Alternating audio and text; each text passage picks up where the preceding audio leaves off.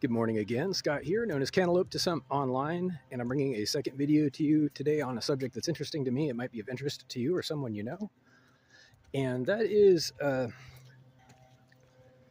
difference between aggression and defense. That is offense or defense. There's actually a very important difference, and when it comes to interacting with people, one of them is almost always appropriate, and I'm sure you can guess which one that is. That is to say, defense is justifiable, kind of just by itself. There doesn't really need to be a lot of inquiry or investigation. Once it is established that a choice or behavior was defensive, legitimately, that's kind of the end of any questions of impropriety. Why is that? Well, because it implies that there was an attack of some kind that preceded it. And there's a lot to be said about this. It calls into question some, game theory, military theory, if you will, where it's thought in some cases that an offense is the best defense, and maybe you've heard that, I don't know, but it's not entirely true, actually. An offense is criminal sometimes. It has to be justifiable. It can be, but it isn't automatically justifiable, and this is an interesting feature of it. An offense, if you're going to go out of your space into someone else's space that is, unprovoked or uninvited, you're going to, take the initiative, so to speak, and, mess with somebody or do harm to them or, not mind your business and involve somebody on purpose. Well, that's called an offensive move is what it is. And it has to have a very good reason for it. Otherwise, it is criminal. So, it's a risk. I mean, obviously there's going to be a gamble of some kind. If you're doing some kind of, if you're interacting with people, it's a gamble.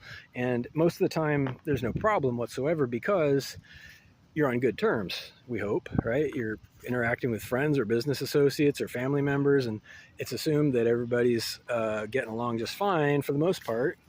But, there are occasions when you're dealing with people who are categorically hostile, who are actually dangerous to you. And at that point, it becomes extremely important to know whether you're being, your behavior is being defensive or offensive.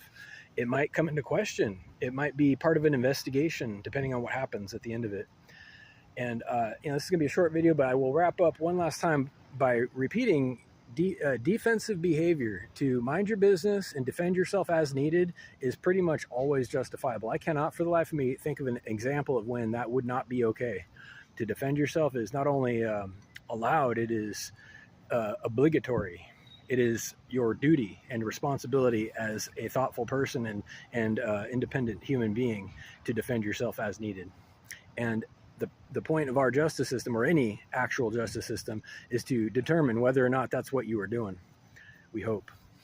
So in principle, I mean, that's what it is. But again, going out of your sphere, going into someone else's sphere, taking the initiative and meddling, sabotaging, injuring people directly, screwing with their stuff, screwing with their reputation, their space, their whatever. And there's 1,000 ways you can do it, and it's really about the spirit of what you're doing, not so much the description of the event itself, but the spirit of why you're doing it. Are you going out of your way to try to be malicious? And only you might know the answer originally, or initially, but some investigation will reveal that. Usually, the truth is never far behind, they say.